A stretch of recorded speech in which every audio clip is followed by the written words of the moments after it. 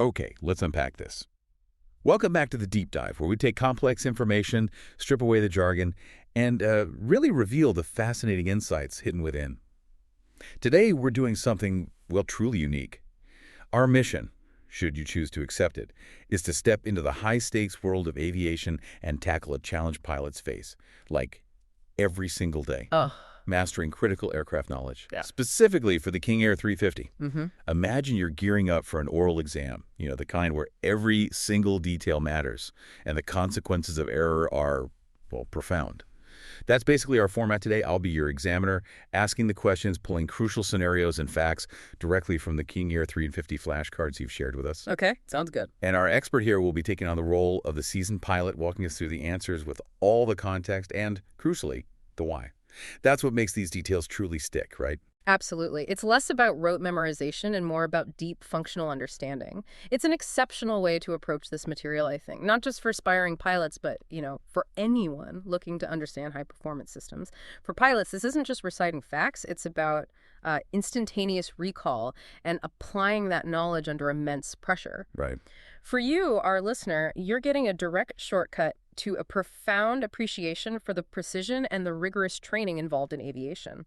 We'll be focusing on a truly versatile and widely used turboprop, the King Air 350, and you'll gain unique insights into how pilots are trained to handle the unexpected, connecting the dots between warnings, procedures, and critical operational limits. So settle in, maybe grab your imaginary flight suit, because we're about to put ourselves in the cockpit for a high-stakes deep dive into the King Air 350. Let's begin our oral exam. All right, first question.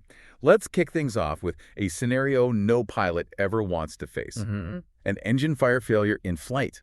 When that fire warning blares, what are the immediate memory items you must perform for the affected engine? These are the actions that need to be, totally instinctive. Okay, yeah, that's a critical starting point. Absolutely fundamental. For an engine fire failure in flight, the memory items for the affected engine are paramount. They need to be executed without hesitation, basically muscle memory. Yeah. First, the condition lever that goes to fuel cutoff. Okay. Second, the prop lever feather. Feather, got it. Third, the firewall valve close, and you'll confirm this with the extinguisher push light and the closed illuminated annunciator. Visual confirmation. Crucial. And then, if that fire warning persists, fourth step, fire extinguisher actuate. You're looking for the discharged illuminated annunciator then. What's truly illuminating here is the immediate logical sequence and, as you mentioned, the vital why behind each step. Pushing the condition lever to fuel cutoff immediately starves the fire of its primary fuel source. Stops feeding it, basically. That's your first line of defense. Feathering the propeller is equally crucial. A windmilling prop on an inoperative engine creates, immense aerodynamic drag. Like a giant air brake you don't want. Exactly. It severely impacts the aircraft's performance and control. By feathering it, the blades turn edge onto the airflow, minimizing that drag. Allows the aircraft to maintain a much better glide or climb profile. Huge difference. Huge. The firewall valve then isolates the engine compartment from the rest of the aircraft. Contains the fire, prevents it from spreading into the wing or fuselage, which could be, catastrophic. The annunciators provide that crucial immediate feedback that these actions have taken effect. For instance, the visual confirmation of closed illuminated for the firewall valve and discharged illuminated for the extinguisher, that's the pilot's assurance that the system is responding as expected, that the fire suppression agent has actually been released. It's that feedback loop again. Knowing the command worked. Precisely. This immediate pre-programmed sequence highlights a universal principle in high-stress environments. Our natural instincts can sometimes be our worst enemy. Rigorous training to override them with precise, disciplined actions is paramount for survival. That detailed breakdown makes it so clear how every second counts. And yeah, that point about overriding natural instincts, that really resonates. So how does an engine fire on ground scenario differ from that in-flight procedure? The context, that has to change everything, right? You've hit on a key point. Context changes everything. There's a critical distinction for an engine fire on ground. The initial steps share some commonality. First, condition lever fuel cutoff. Okay. Second, firewall valve close. Still isolating. Still isolating, but then the procedure significantly diverges. Third, the starter switch starter only. Starter only. Why? Well, you're attempting to blow out the fire by rotating the engine without fuel. hoping to starve it of oxygen and maybe push the flames away from critical components. Ah, okay. Flight isn't a factor here. Exactly. So Okay. feathering the prop isn't the immediate concern like it is in the air. And fourth, if the fire warning persists, then fire extinguishers actuate. Then, for a full emergency engine shutdown on the ground, you're adding more extensive electrical shutdowns to completely isolate power. Condition levers, fuel cutoff. Prop levers, feather. Now you do feather to prevent windmilling while stationary or maybe during towing later. Okay. Firewall valves close, master switch off, battery bus switch emmer off, and ESIS power off for a Proline 21 airplane. Much more comprehensive shutdown. Absolutely. The ground procedures focus intensely on containment and evacuation, safeguarding people and the airframe itself rather than managing flight performance. That's the top priority in flight, as we discussed. Right. It's a powerful lesson in adapting your strategy based on the immediate threat and, the resources you have available, like runway versus sky. It's a stark contrast in priorities, isn't it? In the air, save the flight. On the ground, save the plane and the people through containment. Okay, moving on. Let's talk about takeoff. Arguably one of the most high-energy, critical phases of flight. We have two very different scenarios for engine failure during takeoff. At or below V1, the takeoff aborted, versus at or above V1, takeoff continued. Let's start with the takeoff aborted procedure. What happens below V1? Right, V1, often called the decision speed. It truly is the point of no return on the runway. Yeah. Below V1, the critical thing is we still have enough runway ahead to safely stop the aircraft. That's the calculation. Okay. So for a takeoff aborted scenario, the memory items are concise and powerful. First, power levers ground fine. Ground fine. Second, brakes maximum. Or, as required to achieve the desired stopping distance safely. So slam on the brakes, basically. Pretty much. While using ground fine on the props, the mechanics behind these actions are incredibly effective. Ground fine puts the propeller blades at an angle that creates significant aerodynamic drag. Essentially turns the props into massive air brakes. Gotcha. This, combined with maximum wheel braking, is designed to bring the aircraft to a stop in the shortest possible distance on the remaining runway. It's highly effective for rapid deceleration. Now, here's a crucial warning that highlights the precision required. Do not use reverse thrust with an engine inoperative. Why not? Isn't reverse thrust even better braking? Normally, yes, but not here. Using reverse thrust on just one engine would create severe asymmetric thrust. Pulling you sideways. Violently. It could lead to a dangerous, uncontrolled yaw and loss of directional control, especially at high speeds on the runway. The aircraft would swing dramatically towards the side with the reverse thrust. Another critical caution: exercise care using single-engine ground fine on surfaces with reduced traction. Wet runway, maybe. Exactly. On a wet or icy runway, the asymmetric drag from just one propeller in ground fine could make it very difficult to maintain a straight line, even with rudder and nose wheel steering. So V1 isn't just a speed, it's a whole different set of physics you're dealing with. It really is. It's a profound psychological and physical commitment point. The ultimate gonna-go decision that defines the next few critical seconds. That V1 speed really does sound like the ultimate fork in the road. How much time does a pilot really have to process all that and make that critical decision to abort or not? Seems like it's happening in an instant. It is happening in an instant. And the decision, it's virtually pre-calculated. Pilots train extensively for this scenario. The mental processing is less about active calculation in the moment and more about a rapid assessment against pre-established conditions. Like a flowchart in your head. Sort of, yeah. If an engine fails below V1, the decision is abort. If it's at or above V1, the decision is continue the takeoff. The training builds that instantaneous, almost reflexive response. Got it. Reflexive. Okay, exactly. So if we experience an engine failure at or above V1, we're committed to flight. What's the takeoff continued plan knowing we're heading airborne with an engine out? Right, we're flying. For takeoff continued, the procedure focuses entirely on safely getting the aircraft into the air and establishing a climb. First, at VR speed, that's rotation speed, you rotate to approximately 10 to U pitch attitude. Okay, nose up. Second, the gear up. But only when a positive climb rate is clearly established. Don't rush that. Positive rate, then gear up. Check. Third, airspeed maintain V2. That's your minimum safe single-engine climb speed. Maintain V2 up to 400 feet AGL and clear of obstacles. V2. Crucial speed. Absolutely. Fourth, the prop of the inoperative engine verify feathered. Make sure it's feathered. You have to. Rotating to 10 degrees pitch attitude helps establish that initial climb. V2 is specifically chosen to ensure the aircraft can clear obstacles in its path, even with reduced power. Getting the landing gear up quickly is essential because, well, the extended gear creates enormous drag, severely degrading climb performance, especially on a single engine. Need all the climb you can get. Precisely. Verifying the propeller of the inoperative engine is feathered is crucial because, as we've discussed, a windmilling propeller creates enormous drag, severely degrading climb performance, making it extremely difficult, maybe impossible, to achieve the necessary climb gradient. Now, here's a crucial detail that truly emphasizes trust in automation. Do not retard failed engine power lever until auto feather system has completely stopped propeller rotation. Wait, don't touch the power lever. Yeah. Why not? Because you need to let the auto feather system do its job first. This intelligent backup system instantly recognizes an engine failure during takeoff and, without pilot input, automatically pivots the propeller blades edge on to the airflow, reduces resistance, acts like an emergency brake for that prop. Wow, yeah. Retarding the power lever too early could inadvertently disarm the auto feather system, maybe unfeather the prop, or cause other issues that could complicate an already critical situation. So hands off until the system finishes. Exactly. It highlights that the discipline to let sophisticated automated systems work is as critical as manual skill in these moments. So V1 truly is that point where your mindset flips from stop at all costs to fly at all costs. And Yeah. this auto feather system sounds like a guardian angel, instantly recognizing the problem and just handling it, okay? Now let's consider an engine failure in flight, but at a low speed below VMCA. This sounds particularly hazardous, like you're bordering on a loss of control. What are the memory items here? Yes, indeed. This is an exceptionally hazardous situation.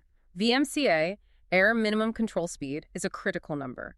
It's the minimum speed at which we can maintain directional control with one engine inoperative, even with full rudder deflection. A absolute minimum control speed. Right. If we find ourselves below that, the memory items are: first, power reduce as required on the operating engine to maintain directional control. Reduce power on the good engine. That seems wrong. It feels counterintuitive, absolutely, but it is essential. The primary problem when below VMCA is the overwhelming asymmetric thrust from the operating engine.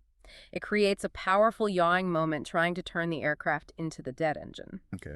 At such low airspeeds, the rudder doesn't have enough aerodynamic authority to counteract this yaw. The aircraft will uncontrollably turn towards the inoperative engine if you don't act. By reducing power on the good engine, you immediately reduce that asymmetric thrust. Allows the pilot to regain and maintain directional control while the aircraft accelerates. Okay. Reduce the force causing the turn. Exactly. Second step, nose lower to accelerate above VMCA. Trade altitude for airspeed. Precisely. Lowering the nose brings us above VMCA, where control authority is restored and the rudder becomes effective again. It's a critical maneuver to prevent a loss of control that could lead to a spin or an uncontrolled descent. This really drives home a powerful, counterintuitive lesson. Sometimes the way to regain control isn't to increase an input, but to reduce it, balancing the forces rather than just applying more power. Reducing power on the good engine. Yeah. It just feels so against instinct in that moment. What does that struggle for directional control actually feel like in the cockpit? And how quickly can a pilot regain it by following these steps? It feels like the aircraft is trying to turn on its own, determinedly. Yeah. And you're fighting it with all your might, pushing hard on the rudder pedal. The pedal might be fully deflected, yet the aircraft is still yawing, still trying to roll into the dead engine. It feels sluggish, unresponsive. Yikes. But the recovery, once you reduce power and lower the nose, can be quite swift. Within seconds, as airspeed increases, you'll feel the rudder become effective again. You feel that control coming back into your feet. So it works fast if you do it right. It does. It's about immediately recognizing the onset of the problem, that feeling of losing directional authority, and having the discipline to execute the trained response, even if every instinct screams more power. Discipline over instinct, a recurring theme. Okay, shifting our focus from engine-specific issues, let's discuss a critical situation where both engines are inoperative. Glide. Suddenly you're a very heavy glider. How do you configure the aircraft to maximize your glide distance and, well, give yourself the best chance? Right, a multi-engine glider. Yeah.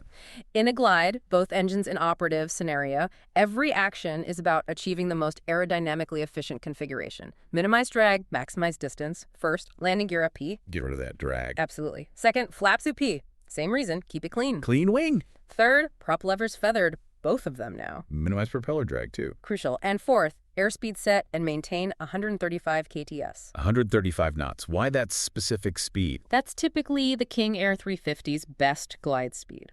It offers the maximum horizontal distance over the ground for a given altitude loss. It's the sweet spot, perfectly balancing lift and drag for maximum range without power. These steps are meticulously designed to achieve the cleanest possible aerodynamic configuration. Retracting gear and flaps removes significant drag. Extending them would be like deploying air brakes, precisely what you don't want when trying to stretch your glide. Feathering the props prevents them from windmilling, which, as we've established, creates immense drag and would drastically reduce glide range. Now here's a crucial nuance, a warning attached to this. Do not feather second engine propeller if a no starter assist air start is to be conducted. Wait, don't feather the second one if you're trying to restart it. Correct. Why? Because a windmilling propeller provides some rotation. It helps the engine spool up during an air start attempt. Gives it a head start. Exactly. This rotation assists the engine, potentially leading to lower starting temperatures and an easier restart, especially when there's no starter motor assisting. So you deliberately keep that prop windmilling if a restart attempt is imminent for the second engine, trading a bit of glide performance for a better chance of restart. Fascinating trade-off. It is. This whole scenario highlights how, when an aircraft becomes a pure glider, efficiency becomes the only goal. Every detail, every system is suddenly repurposed for maximizing range, optimizing what little control and energy you have left. So the aircraft transforms into this incredibly efficient glider, and suddenly every tiny bit of drag matters. It's an incredible testament to aerodynamic design, but also, to pilot ingenuity and knowledge. Okay, beyond engines, electrical failures can be equally challenging. They affect everything from instruments to crucial systems. What are the memory items for a dual generator failure? A dual generator failure is serious because you lose your primary sources of electrical power. The procedure differs slightly based on the avionics package, which emphasizes the need for pilots to be intimately familiar with their specific aircraft configuration. Right, know your specific plane. Absolutely. For an EFIS 85 airplane, first, instrument emergency lights on. Got to make sure you can see the essential backup instruments. Okay, lights first. Second, generator switches reset, then on. Try to bring at least one generator back online. It's worth a shot. Try a reset. Makes sense. If either generator does reset, third, the load meter monitor. And you do not exceed 100% on the operating generator. Don't overload the one that came back. Manage the load carefully. Very carefully. If neither generator resets, third step becomes non-essential equipment off. Start shedding load immediately to conserve the remaining battery power for critical systems. Preserve the battery. How long does that typically last? It depends on the load, but maybe 30 minutes for essential systems. It's not long. You need to land. Okay, so time is critical. What about the ProLine 21? For a ProLine 21 airplane, the initial steps are similar. First, instrument emergency lights, if required, on. Second, generator reset, then on. Same attempt to restore power, if either generator will reset. Third, operating generator load meter monitor. Same principle, but if neither generator resets, you add a few more steps to shed even more load. Fourth, ECS mode off. That's the environmental control system, air conditioning, heating, big power draw. Turn off the AC. Definitely. Fifth, cockpit cabin blower auto. Sixth, non-essential equipment off. The priority in both cases is restore power if possible, then ruthlessly manage the remaining electrical load. Shedding non-essential equipment maximizes the endurance of the battery for vital systems like flight instruments, communication, navigation, gives the crew more time to troubleshoot, or more likely find the nearest suitable airport and land. The ProLine 21 procedures specifically target those environmental control systems as additional, significant load sources to shed, highlighting their substantial electrical consumption. It's all about triage, isn't it? Prioritizing what absolutely needs power for survival versus what is merely comfortable or convenient. It truly is all about triage, prioritizing what absolutely needs power. What's the biggest challenge when you lose both generators? Is it the loss of power itself or the sudden immense increase in workload trying to manage everything? It's both, definitely both. But the sudden increase in workload can be the more insidious threat, I think. The aircraft instantly becomes quieter, displays might flicker or go completely dark, warning lights pop up, and suddenly you have to manually manage power, prioritize systems, maybe navigate with degraded equipment, communicate the emergency, all while flying the airplane. Wow. It's a huge test of disciplined decision-making under intense pressure. Staying calm, following the procedures, working the problem methodically, that's key. Discipline again. Okay, let's consider a highly unnerving scenario. an unscheduled electric pitch trim activation. What should a pilot do if the trim starts running away, essentially fighting against them for control of the aircraft's pitch? Yeah, that's a serious control issue. It directly impacts the aircraft's attitude and can rapidly lead to an uncontrolled flight path if not stopped immediately. The memory items are critical.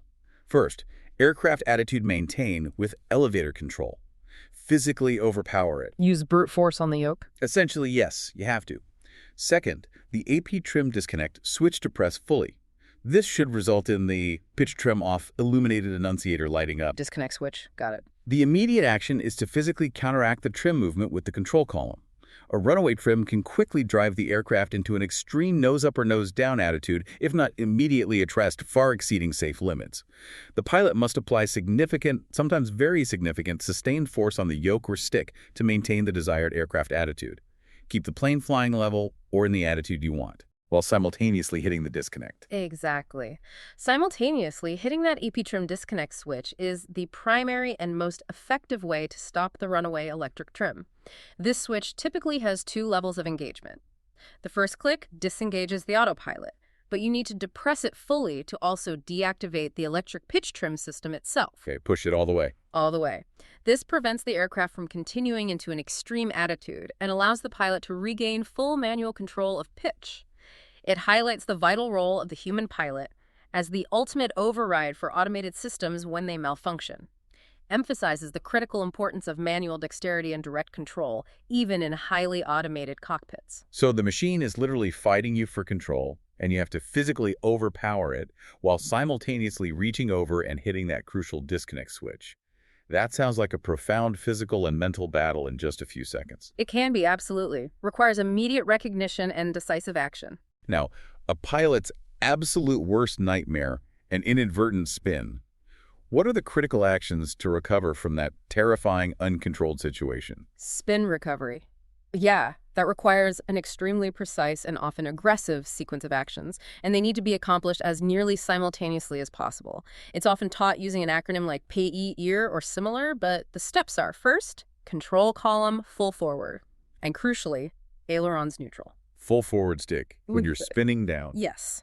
Counterintuitive again, but essential. Second, rudder apply, full opposite the spin direction. If you're spinning left, full right rudder. Okay, stop the rotation. Third, power levers reduced to idle on both engines. Power idle. Once rotation stops. Fourth, rudder neutralize. Stop applying that opposite rudder and hold until rotation stops completely. Neutralize rudder. Why? To avoid entering a spin in the opposite direction once the first one stops. And fifth, once stable, execute a smooth pullout from the resulting dive. Smooth pullout. Got it. These actions are ingeniously designed to first break the aerodynamic stall that is a prerequisite for any spin, and then to stop the rotational motion itself. Pushing the control column full forward reduces the angle of attack on the wings, which breaks the stall. That's step 1. Keeping the ailerons neutral prevents any unintentional rolling moments that could actually worsen the spin. Don't use ailerons. Generally, no. Applying full opposite rudder to the spin direction is critical for stopping the rotation. It directly counteracts the yawing moment of the spin. Reducing power to idle prevents further acceleration and removes any complicating engine-related factors or gyroscopic effects that could hinder recovery. Once the rotation ceases, neutralizing the rudder is crucial, as I said, to avoid entering an opposite spin. Then, a smooth pullout is executed to recover from the dive that naturally results from the nose-down attitude of the spin recovery.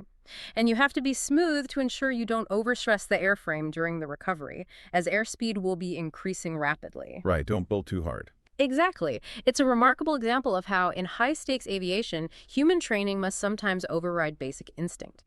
To recover from falling and spinning, you must first push forward and use your feet aggressively, a powerful lesson in disciplined, counterintuitive action under extreme duress. That procedure sounds like something out of an aerobatics display, yet it's a life-or-death recovery technique. The idea of pushing forward when you're falling is just so fundamentally against our natural instincts. It really underscores the level of training involved. Okay, what about smoke or fire inside the cabin? Specifically, an electrical smoke or fire. Right, smoke in the cockpit or cabin. Protecting the crew is the absolute first priority in an electrical smoke or fire situation. Can't solve the problem if you can't breathe or see.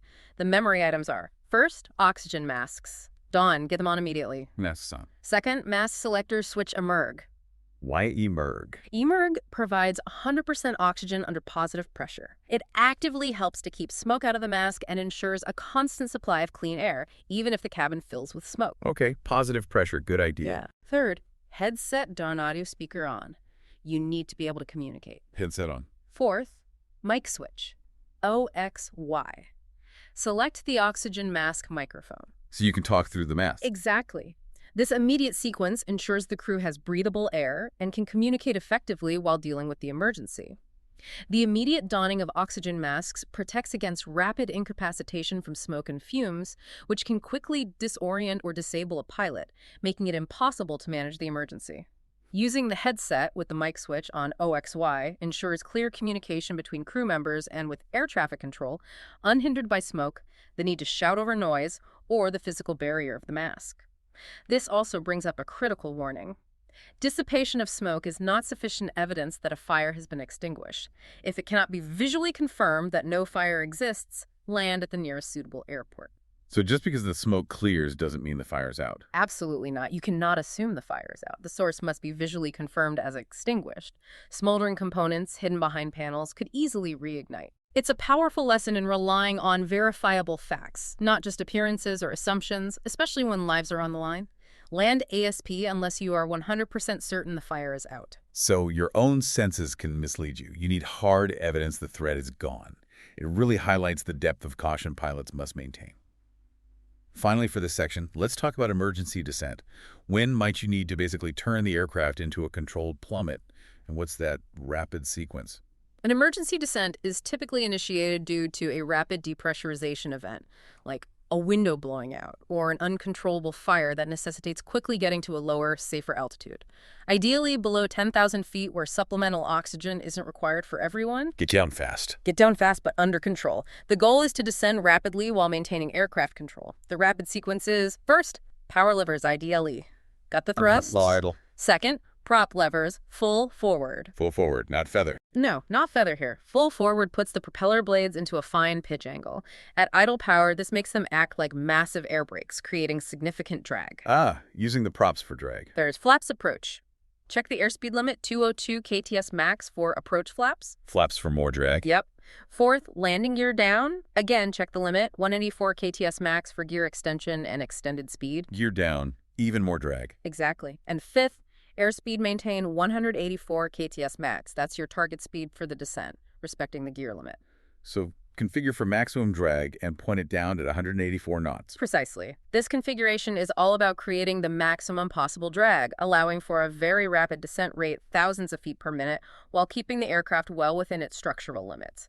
Idle power reduces thrust. Full forward props add drag, extending flaps and landing gear further increases drag dramatically. The airspeed limits 202 knots for flaps and approach and 184 knots for landing gear down are absolutely critical to prevent overstressing the airframe or components. Exceeding these speeds could cause serious structural damage. Got it. The 1084 kts maximum airspeed ensures the aircraft remains controllable and structurally sound during this high-rate descent. It's about transforming the aircraft into an aerodynamic brake, effectively achieving a controlled, rapid plummet for survival. That was an incredible dive into emergency procedures. Yeah. Phew. It's so clear how critical every single step is. Now let's shift gears and talk about the aircraft's own language, annunciators. These lights, they're constantly telling pilots what's going on, aren't they? They are indeed. Annunciators are the aircraft's primary way of communicating status, warnings, and cautions to the crew. It's like the plane is talking to you. Okay, so let's decode some of that language, starting with the engine annunciators. What does an engine oil press's light signify? And how does the engine fire annunciator connect directly with our earlier discussion? Good place to start. An engine oil press's illumination indicates that the engine oil pressure is below 60 psi in the designated engine. This is an extremely serious warning. 60 psi, that sounds low. It is. Oil pressure is vital for lubricating and cooling engine components. Prolonged operation with low oil pressure will inevitably lead to catastrophic engine failure. It needs immediate attention. The engine fire annunciator, as we discussed earlier, directly signals a fire detected in that designated engine compartment. And this is the light that immediately triggers those memory items we covered. Condition level cutoff, prop feather, firewall valve, close. The trigger for that whole sequence. Exactly. And to connect this further, related annunciators provide feedback. The FWVLV closed annunciator indicates the firewall valve is successfully closed when it's steady. However, and this is important, if this light is flashing, it means the valve's actual physical position and the switch's commanded position don't agree. There's a mismatch. So it might not be closed even though you commanded it closed. Precisely.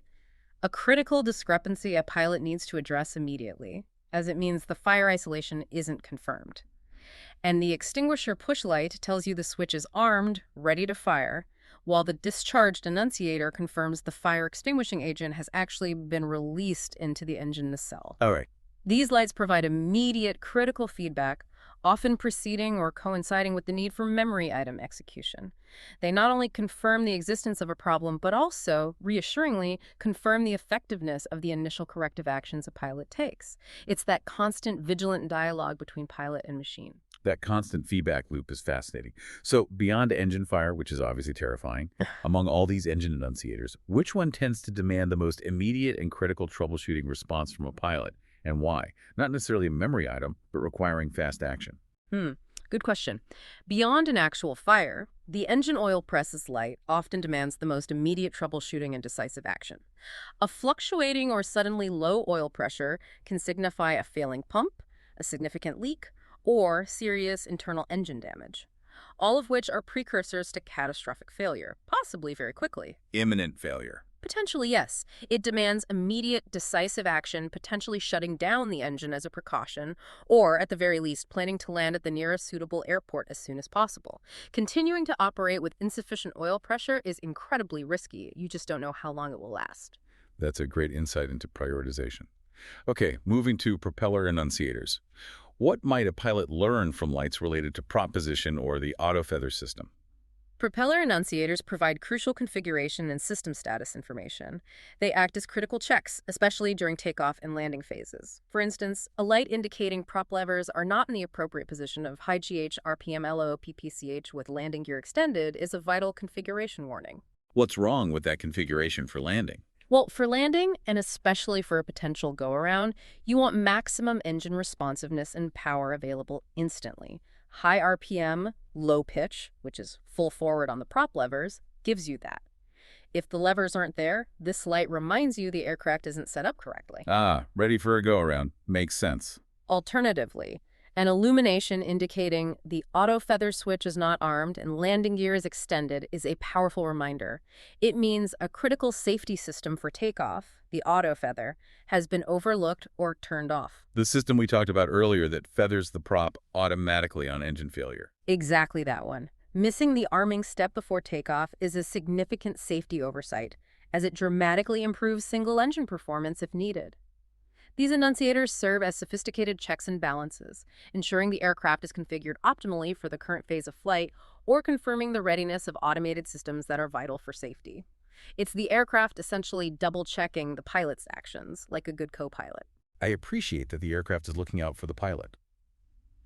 Electrical systems are notoriously complex, powering everything from flight controls to, coffee makers maybe. What are some key electrical annunciators for generator issues or battery status? Maybe not coffee makers on battery power, but yes, electrical annunciators are vital for monitoring the aircraft's power health, which impacts nearly every system on board. The AC BUS annunciator indicates that a designated AC bus has failed. This impacts systems powered by alternating current, often including important avionics displays or weather radar. Loss of AC power. Okay. The generator annunciator means a designated generator is offline. It's not producing DC power. This directly impacts the aircraft's primary DC power source and increases the load on the other generator, or the battery. Losing a generator. Big deal. Can be. These lights are crucial for understanding power availability and managing the electrical load on board. Now, here's a particularly interesting one. A battery charge annunciator illuminating during flight. What does that mean? Isn't charging good? On the ground, yes, it's normal. But in flight, a steady battery charge light could indicate an excessively high charge rate. This might suggest a battery malfunction like thermal runaway, which requires immediate attention as it's a serious fire hazard. Wow. Okay, so the same light means different things. Exactly. The context of flight versus ground operation completely changes the meaning and urgency of this particular enunciator. It highlights how critical it is for pilots to understand the operational context of every single warning light. That context shift for the battery charged light is a powerful illustration. It's a reminder that even the simplest looking light can hold different high-stakes meanings depending on when it comes on. Okay, fuel. Fuel is, of course, the lifeblood of an aircraft. What warnings relate to fuel pressure or quantity? Fuel status is absolutely critical. A fuel press enunciator signals that fuel pressure in the line to the engine is below approximately 10 psi. 10 psi. That also sounds low. It is. It's a severe warning that could quickly lead to fuel starvation and subsequently engine flameout and failure if not promptly addressed. You need positive fuel pressure. The AUX fuel motive flow light indicates that motive flow pressure is lost while fuel still remains in an auxiliary tank. Motive flow, what's that? It's basically a system that uses fuel pressure from the engine-driven pump to help suck fuel from the auxiliary tanks into the main tanks via a jet pump. If you lose motive flow, the fuel in the O tank might become unusable. It's stuck there. So you have fuel, but you can't get to it. Potentially, yes. Meaning you could run out of fuel in the main tanks even with fuel showing in the O tanks. A dangerous situation. These lights directly warn of issues that can compromise fuel delivery or supply, demanding prompt pilot action to prevent an emergency. An illustrative of this urgent messaging is the LRNO IFUL enunciator. This warns of less than 30 minutes of fuel remaining in that wing system at maximum continuous power setting. 30 minutes, that's cutting it close. Very close. It's a critical reminder for flight planning and an immediate prompt to seek a landing destination. It's the aircraft's way of shouting, "Your time is running out." Your time is running out. That's a chilling message from your dashboard. Okay, what about landing gear enunciators? What does a gear unsafe light imply? And how many different things can it be trying to tell you? Seems like a common one. The landing gear enunciator, often a red light in the gear handle itself or a separate warning, is a comprehensive and multifaceted warning. It truly acts as a critical configuration check. And yeah, it doesn't just mean one thing. It can indicate several critical issues. It might mean the landing gear is in transit, simply moving between the up and down positions, which is normal for a short period. Okay, normal during extension retraction. Correct. But it could also mean one or more gear are not down and locked after commanding gear down. This is absolutely critical for a safe landing. You need those green down and locked lights. 3 greens, right.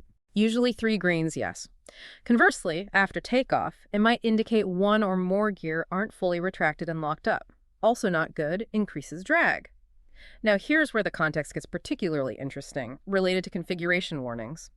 It also illuminates if the landing gear is UP and one or both power levers are retarded below approximately 84 to 86% N1. Trying to land with the gear up. Exactly. It's a crucial warning to prevent that. The system assumes if you pull the power back that far with the gear up, you might be trying to land. Or, another condition, if the landing gear is UP and flaps are extended beyond the approach position, regardless of power lever position, again, assumes a landing configuration without the gear down. So it's pretty smart about guessing your intentions.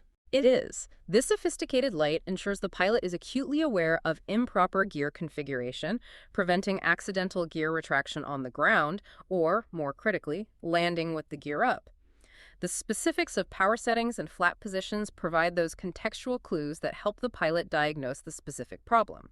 For example, if a gear down light, one of the 3 greens, doesn't illuminate after gear extension, or the main gear handle light remains illuminated red, it clearly indicates an unsafe condition.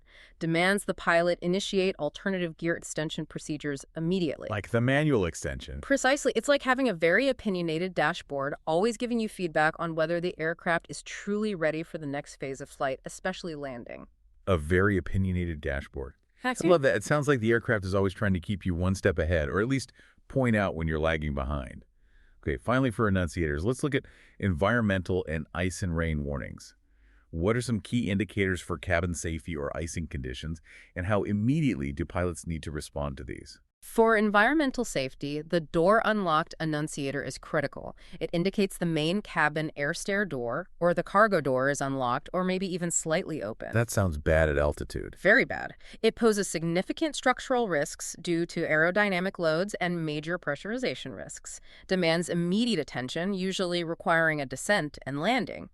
The cabin ALTI HI light signifies that the cabin pressure altitude exceeds 12,000 feet. This immediately raises concerns about the need for oxygen use for occupants to prevent hypoxia, which can impair judgment very quickly. Hypoxia. Nasty stuff. Very nasty. These lights are crucial for passenger and crew safety, prompting immediate action for cabin integrity or oxygen management. Now, for ice and wane, the LR Piauto heat annunciator indicates that the pitot mast heating element is inoperative or the switch is off. Pitot heat warms the airspeed sensor, right? Uh-huh. Exactly. Piauto heat is vital for preventing ice from blocking the pitot tube, which would lead to inaccurate or completely lost airspeed readings, a critical instrument for controlling the aircraft, especially in instrument conditions. The annunciator will also illuminate any time the Pitot switch is in the OTH position, acting as a reminder to turn it on before entering potential icing conditions. Good reminder. And related systems. The wing dice, or Horizon stab dice annunciators, confirm that the de-icing boots on these surfaces are actively inflating and deflating as commanded. Assures the pilot that the anti-icing measures are functioning correctly in icing conditions. These lights are the aircraft's early warning system for that invisible, insidious threat of ice accumulation. Invisible but dangerous. Got it. Okay. We've seen how the aircraft communicates problems through annunciators. Now, let's delve into its inherent boundaries. The operational limitations. Every machine has its limits, right? Absolutely. And knowing and recepting these limits is fundamental to safe flying. Pushing beyond them can have catastrophic consequences. Right. So, starting with general limitations, what's the minimum crew required for the King Air 350 legally? And what about passenger seating limits? Okay, legally, under certain regulations, the min crew for the King Air 350 is one pilot. Just one pilot. For an aircraft this size? Technically, yes, for private operations under AFAR Part 91 in the U.S., for example. However, for practical reasons, especially in complex air traffic environments or for commercial flights like charter, a two-pilot crew is almost always utilized. It's about workload management, enhanced safety, and redundancy. Makes sense. What about passengers? For those FAR Part 91 operations, basically non-commercial flights, the passenger seating limitations specify a maximum of 15 passengers. 15. This is a crucial regulatory figure. It directly impacts the type of operations the aircraft can perform, particularly for commercial charter services, which are strictly governed by these limits to ensure passenger safety and regulatory compliance. It's often a balance between what's legally minimum and what constitutes operational best practice. It sounds like the regulations set the floor. But good practice and maybe insurance requirements often dictate a higher standard, like two pilots. That's often the case, yes. Okay, how much physical stress can the King Air 350 handle in terms of flight load factor limits, or G-forces? Does it change depending on how the aircraft is configured, like with flaps down? Yes, it changes significantly, and understanding these G-force limits is incredibly important for structural integrity during maneuvering. With flaps down, any flap setting beyond fully retracted, the limits are very restrictive. 0.0 G's negative, meaning you can't push the nose down hard enough to feel weightless, and only 1.1 G's positive, barely above level flight G-force. Wow, not much room for maneuvering there. Very little. However, with flaps up the clean configuration, the aircraft is much stronger.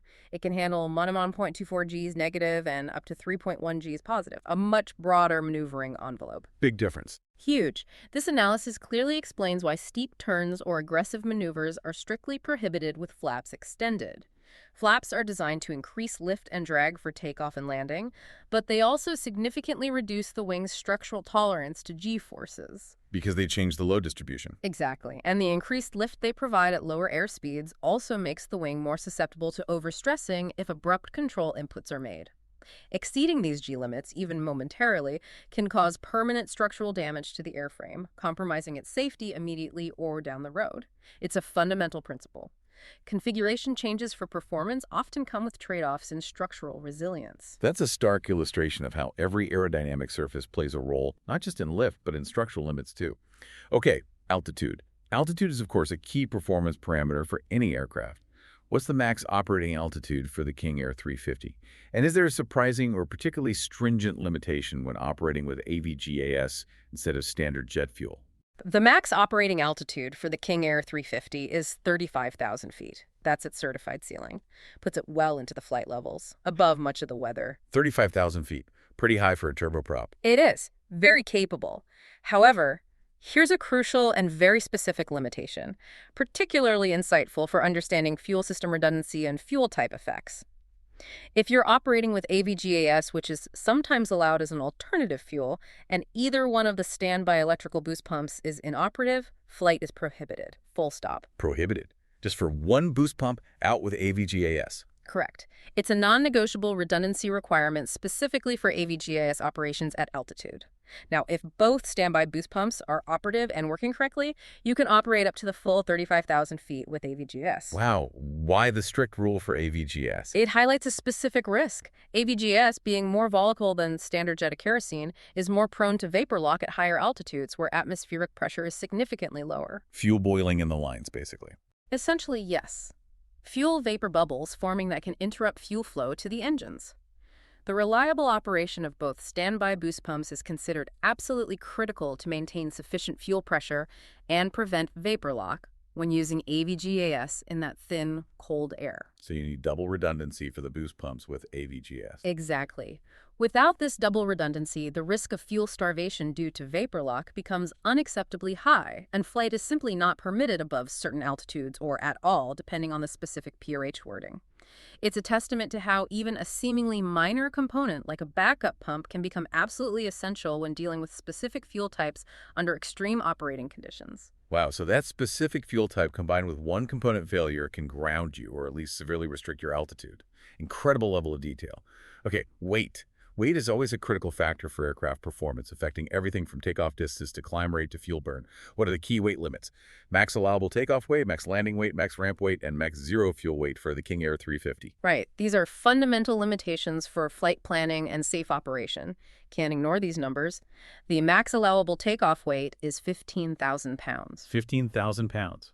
But, and this is crucial, that 15,000 pounds is often just the starting point. The actual maximum takeoff weight for a specific flight might be lower due to other factors. Like what? Performance limitations. It's also constrained by takeoff climb requirements. Can you meet the minimum climb gradient if an engine fails? Tire speed ratings. Are the tires rated for the takeoff speed at that weight?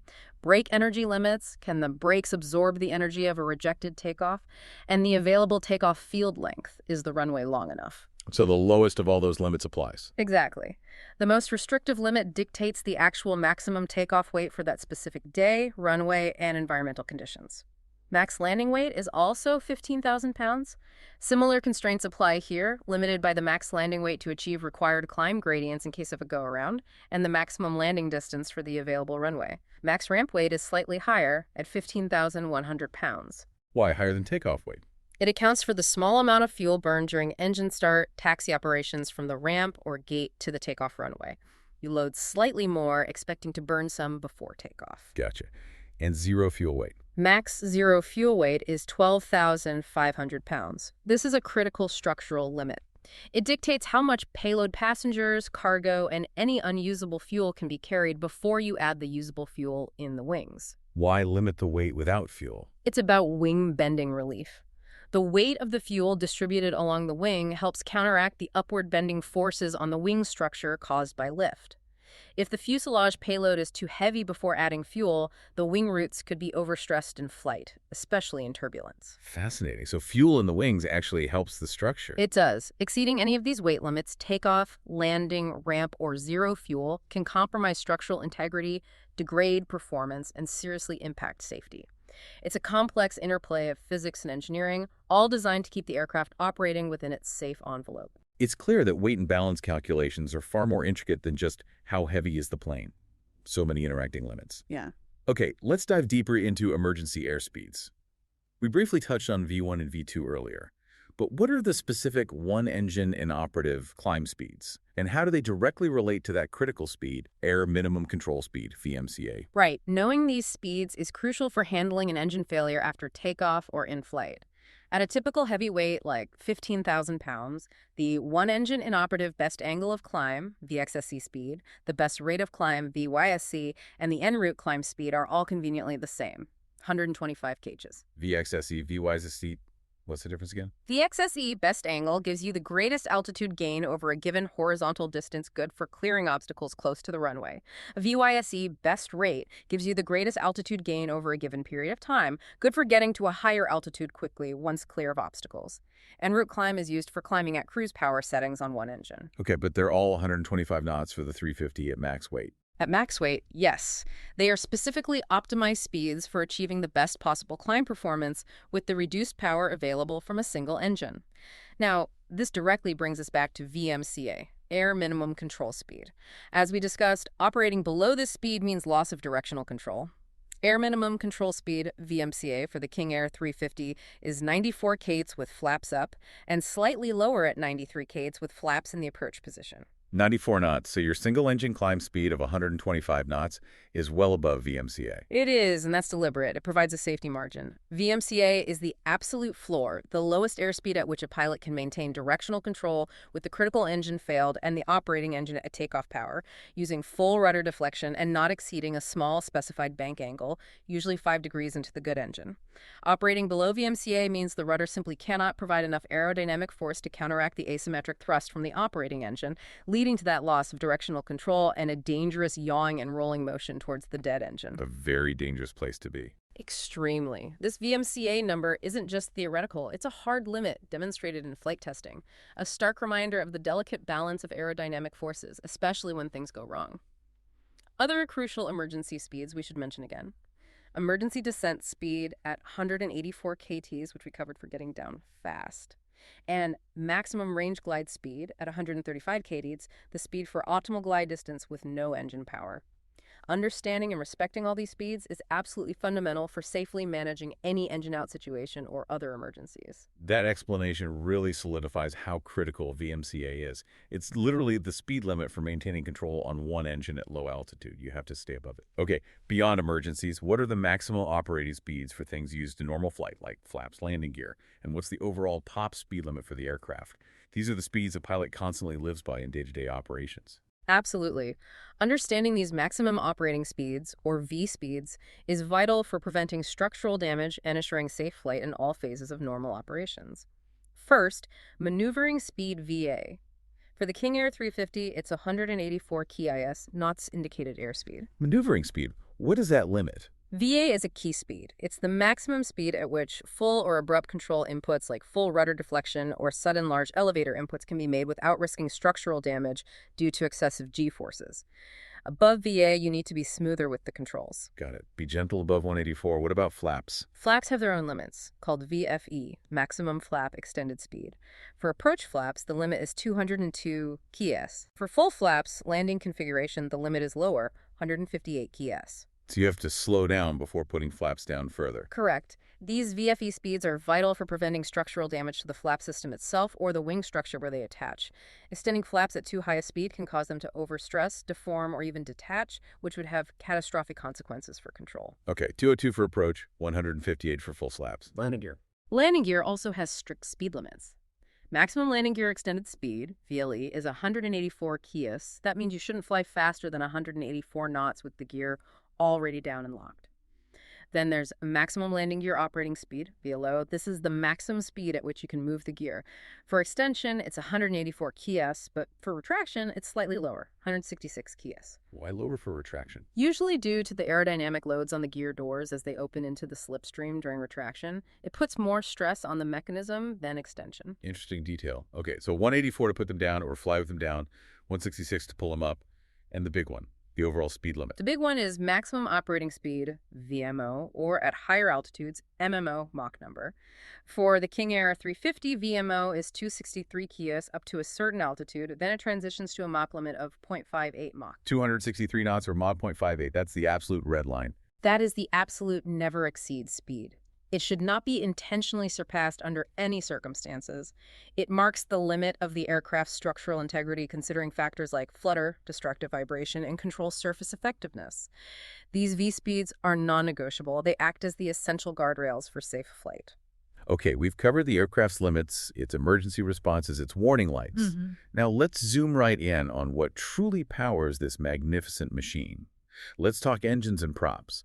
What kind of engine and propeller does the King Air 350 utilize, fundamentally? And what are their key characteristics that make them suitable? Right, the heart of the beast. The King Air 350 is powered by the highly renowned Pratt & Whitney Canada PT6A 60A turboprop engine. two of them, of course. The PC-6, that's like legendary in aviation, isn't it? It truly is. Legendary for its exceptional reliability, efficiency, and robustness across a huge range of operating conditions. Part of its success comes from its unique free turbine design. Free turbine. Yeah, the turbine that drives the propeller, the power turbine, is mechanically separate from the turbine that drives the engine's compressor, the gas generator turbine. This allows for simpler starting, better efficiency, and faster response. The propeller itself is equally sophisticated. It's described as a constant speed, full feathering, reversing, counterweighted, and hydraulically actuated type, made by Hartzell, typically. Okay, that's a mouthful. Let's break that down. Constant speed. Constant speed means the propeller governor automatically adjusts the blade pitch angle to maintain a set RPM chosen by the pilot, using the prop levers, regardless of airspeed or engine power. This optimizes efficiency during different phases of flight, like climb versus cruise. Full feathering. We've discussed this one. Critical for engine-out scenarios. It minimizes drag by turning the blades almost completely edge onto the airflow when an engine fails or is shut down. Reversing. Allows the pilot to change the blade pitch to a negative angle after landing, creating reverse thrust for powerful braking action on the ground. Helps shorten the landing roll significantly, especially on shorter or contaminated runways. Counterweighted. Refers to internal counterweights in the prop hub mechanism. These weights naturally tend to drive the blades towards the feathered, high-pitch position. Engine oil pressure is used to overcome the counterweights and move the blades to lower pitch angles for normal operation. It's a fail-safe design. If you lose oil pressure to the prop, the counterweights help ensure it feathers. Clever fail-safe. And hydraulically actuated. Simply means that hydraulic oil pressure, controlled by the propeller governor, is the force used to change the blade pitch angle for constant speed operation, feathering, and reversing. It's really a marvel of engineering, this whole engine and prop combination, perfectly designed for the versatility and demands of the King Air, which is a true workhorse of the sky. That Pratt & Whitney PT-6 engine, combined with the Hartzell prop, it really does sound like a legendary pairing, like peanut butter and jelly for turboprops. Huh. You could say that, a very reliable and effective combination. So, for something this vital and sophisticated, pilots need to constantly monitor its health, right? You mentioned vital signs earlier. Can you give us the critical operating ranges and limits for the key engine parameters like N1, ITT, oil pressure, oil temperature during various flight phases? These are the numbers pilots live by. Absolutely. These are the numbers displayed on the primary engine instruments, and keeping them within limits or in the green is crucial. Any deviation demands immediate attention. Let's go through them. First, engine gas generator speed, %1. This indicates the speed of the compressor section and is the primary indicator of engine power output. The maximum N1 for takeoff, max cruise, cruise climb, and even transient momentary operation is 104%. 104% max. Right. The idle minimum N1 is 62%. Below that, the engine might not sustain combustion reliably.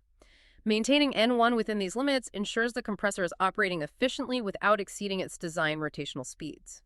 Next, engine max ITT, interstage turbine temperature. This is arguably the most critical temperature limit measured between the compressor and power turbine stages.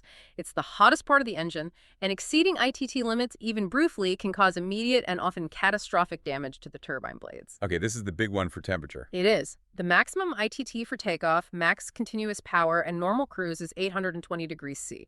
Idle min is 750 degrees C. There's a transient limit of 850 degrees allowed for only 20 seconds. And critically, during starting, the absolute maximum is 1,000 degrees C for just 5 seconds. Exceeding that during start will likely cause irreversible hot section damage. Wow, 1,000 degrees for only 5 seconds. Very tight limit. Extremely tight. Next, engine oil pressure. Vital for lubrication and cooling. The normal operating range for cruise climb, max continuous, max cruise, max reverse, and takeoff is consistently 90 to 135 psi. That's the green arc. The idle minimum is 60 psi. You need at least that much pressure at idle. There's a transient maximum of 200 psi allowed briefly, maybe during a cold start. The starting range is broad, 0 to 200 psi, as pressure builds up. So 90 to 135 is the normal working range. Below 60 is bad. Very bad. Low oil pressure is a massive red flag, indicating potential leaks, pump failures, or internal problems. Finally, engine oil temp. Needs to be warm enough to flow, but not too hot. Normal ranges for cruise climb, max continuous, max cruise are 0 to 110 degrees C. Idle ranges from a broad negative 40 degrees C, very cold start, up to 110 degrees C5. Max reverse operation is limited to 99 degrees C max temp. There's also a specific note. Min oil temp for fuel heat at TO is 55 degrees C. Below this, the fuel heater might not be effective. So maintaining all these parameters, N1, ITT, oil pressure, oil temp, within their specified limits is absolutely crucial for engine longevity and, more importantly, for safety. Exceeding ITT limits, as I said, can cause immediate turbine damage. Low oil pressure or excessively high oil temperature can lead to rapid engine failure. These numbers represent the precise engineering tolerances for reliable and safe operation of that PT6A-60A engine. Pilots are constantly scanning these gauges. It's part of their routine scan flow. Any needle outside the green arc or any red warning light demands immediate attention and often requires executing specific procedures from memory or the checklist. They are the real-time health report of the engine, demanding constant vigilance. That's a truly comprehensive look at the engine's health metrics. It really sounds like ITT is the one parameter that can ruin your day instantly if it goes out of limits. The others give you maybe a little more warning, but ITT, not so much. That's generally true. ITT excursions, especially overtemps during start, are often the most immediately damaging. Okay, what about the propeller RPM itself? That's N2, right? What are its operating ranges? And how do the primary and overspeed governors work together as a system to keep it precisely in check? Yes, N2 is the propeller RPM, just as vital for optimal performance and safety as the engine core parameters. And yes, the governors are the key to its precise control. The engine POP RPM N2 limits are also important. For takeoff, max continuous, max cruise, and cruise climb, the target RPM is 1700 RPM. Though, interestingly, it can go up to 1735 RPM for a maximum of 7 minutes maybe for specific performance needs. 1700 RPM is the normal max. Normal operating max, yes. Idle minimum is 1050 RPM. Max reverse prop speed is 1650 RPM. There's also a transient limit allowing a 1870 RPM for a very brief 20 seconds. You definitely don't want to be there long.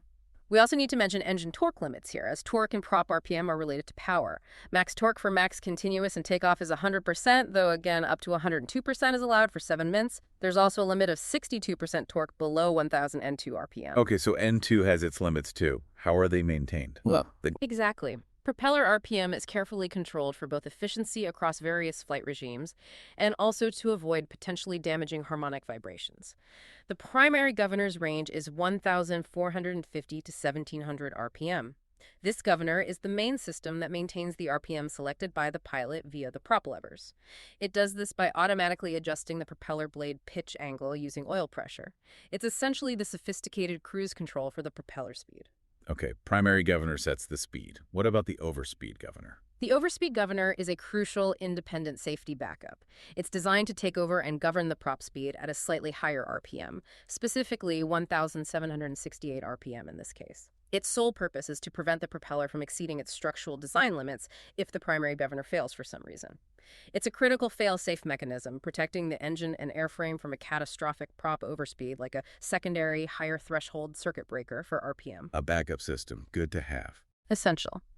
And what's truly fascinating, tying back to the fail-safe design we mentioned with counterweights, is this specific scenario. If the shaft connecting the engine to the primary governor were to shear, what would happen to the propeller? The answer is it would feather. It would automatically feather. Why?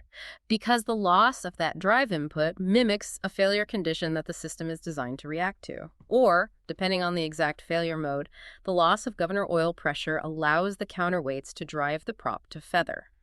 It's an ingenious safety feature.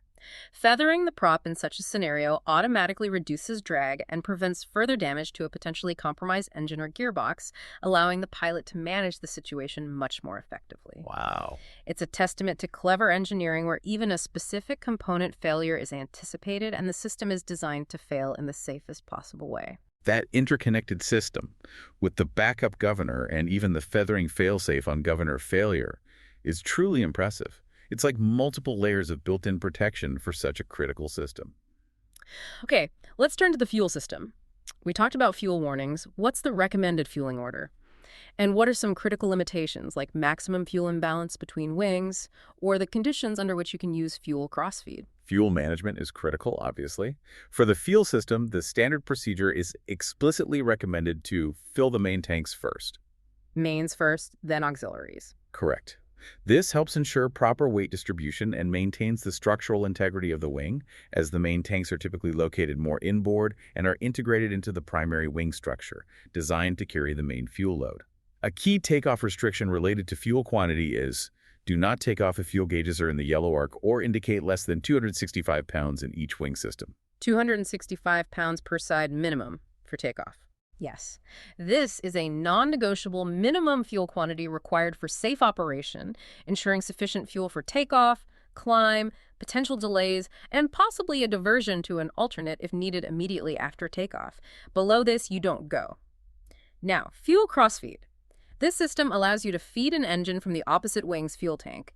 It's permitted only when one engine inoperative. Only for engine out. You can't use it to balance fuel. No, it is explicitly not for routine fuel balancing in normal two-engine operations in most aircraft like this. It's a critical safety feature designed only to allow a single operating engine to access fuel from both sides of the aircraft, effectively allowing you to utilize all available fuel to keep that one engine running. Using it inappropriately could inadvertently transfer fuel to a leaking tank or a failed engine, or more commonly create a dangerous lateral fuel imbalance during normal flight. Okay, so what is the limit for fuel imbalance? The max fuel imbalance allowed between the left and right wing tank systems is 300 pounds. 300 pounds difference. Why the limit? It's essential for maintaining lateral control of the aircraft. A large imbalance requires the pilot to hold constant aileron or rudder trim, which can be fatiguing, reduce control authority, and even become unsafe in turbulence or during critical phases like landing. It affects handling characteristics. Right. Keep it balanced. And fuel quantities, how much does it hold? Knowing the fuel quantity capacities is vital for precise flight planning and endurance calculations. The auxiliary tank system holds 79.5 U.S. gallons per side, which is about 533 pounds of Jet A. The main tank system holds 190 U.S. gallons per side, or about 12,273 pounds. This gives a total usable fuel quantity of 539 U.S. gallons, which equates to 3,611 pounds. These numbers are integral for calculating how far you can fly, how long you can stay airborne, and ensuring you have adequate reserves for the planned flight plus contingencies.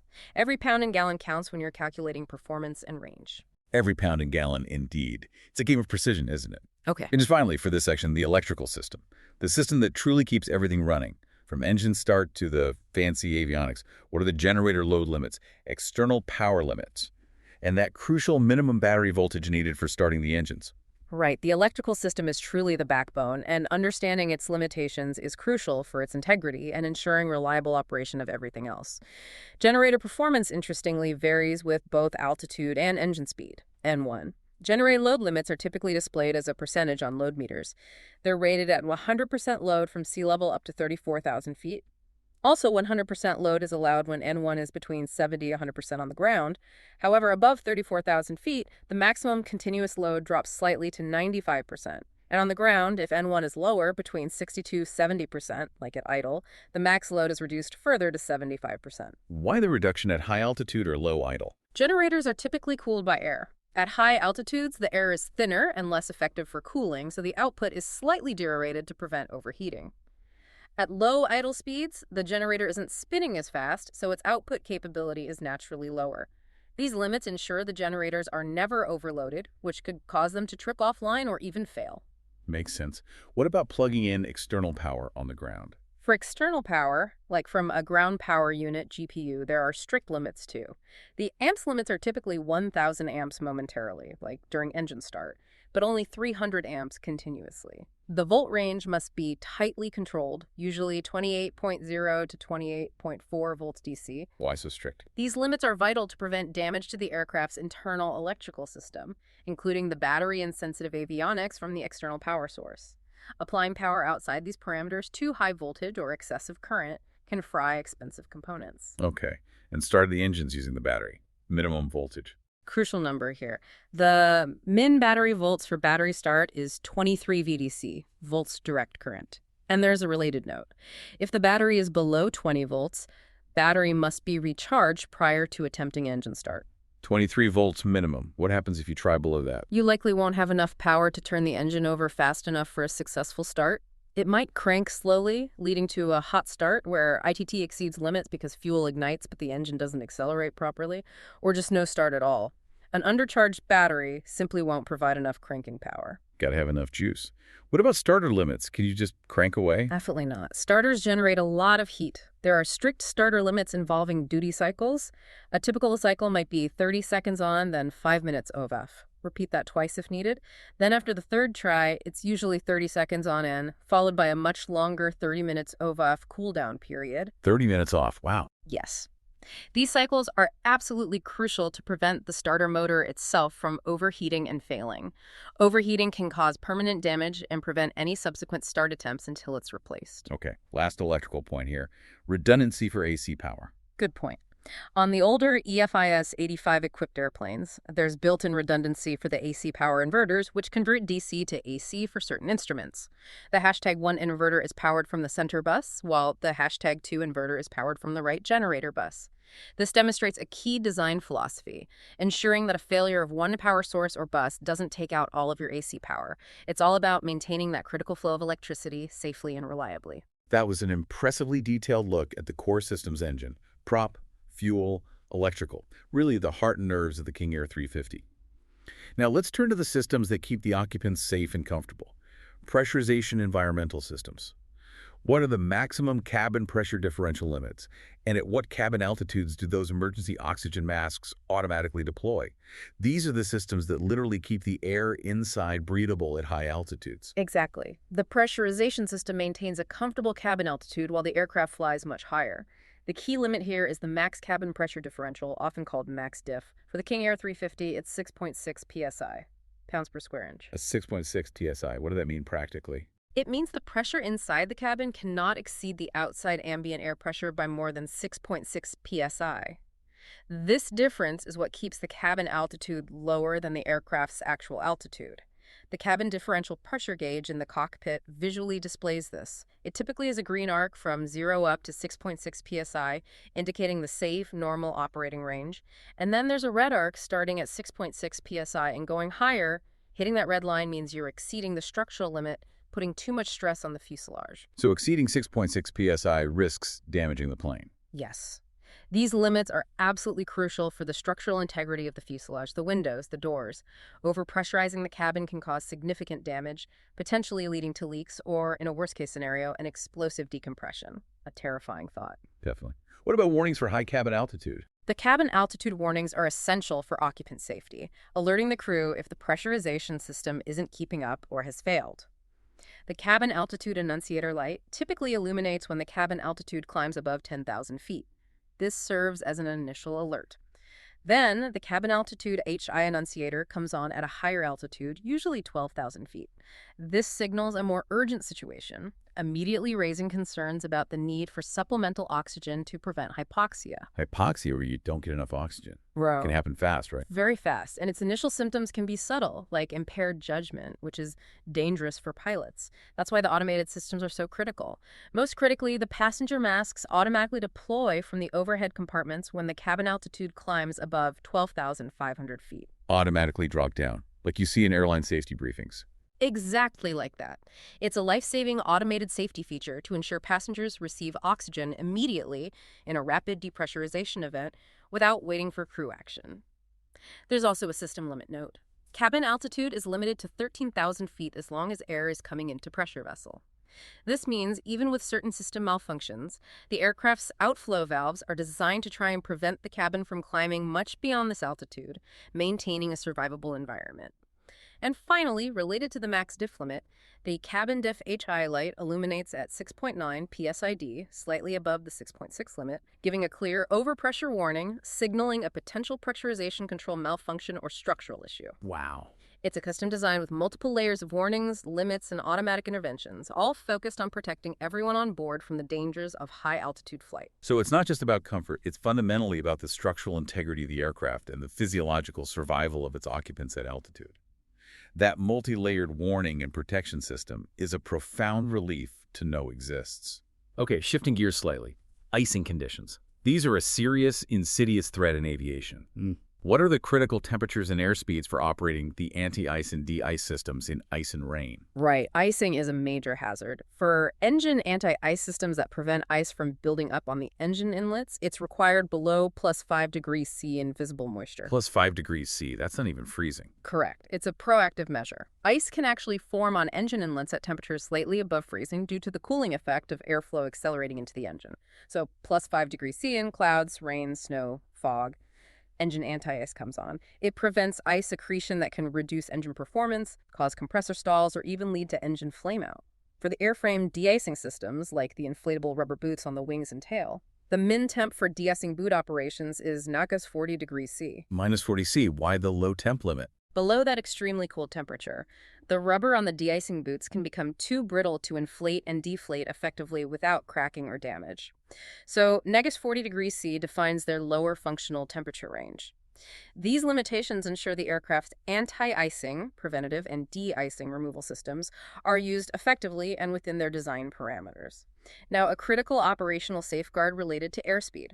The min airspeed for sustained operations in icing is 140 kits. 140 knots minimum in ice. Why? Flying slower than this can significantly reduce the airflow over critical unprotected surfaces and also potentially reduce the effectiveness of the de-icing systems themselves. It substantially increases the risk of uncontrolled ice accumulation, particularly on parts of the wings and tail that might not have protection, or where the protection is less effective at low speeds. This ice accumulation compromises aerodynamic performance, increases weight, and can severely degrade control. So speed helps shed ice or makes the systems work better. Speed helps keep ice from forming as readily on some surfaces and ensures sufficient airflow for systems like heated surfaces to work effectively. The 140 knot limit is vital to ensure sufficient airflow for the anti-icing and de-icing systems to do their job properly and to maintain adequate control authority if some ice does accumulate.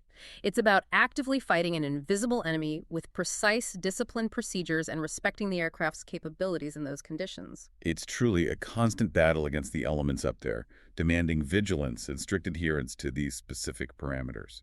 Never take ice lightly. Okay, finally, let's just get a basic physical sense of the King Air 350. What are its fundamental dimensions? And are there any specific seating restrictions we should know about, maybe for takeoff or landing? Sure.